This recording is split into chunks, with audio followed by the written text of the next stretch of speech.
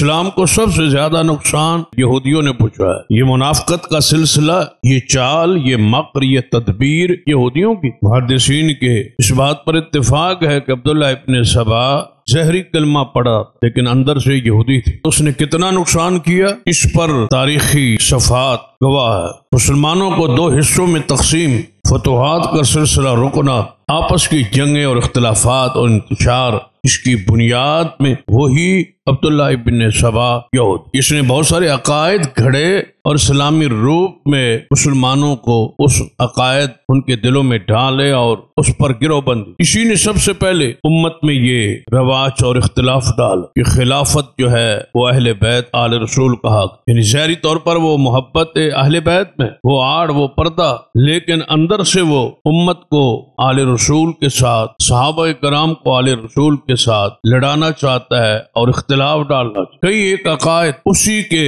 پیش کردہ، یعنی ایک سیاہ ترین تاریخ ہے یہودیوں۔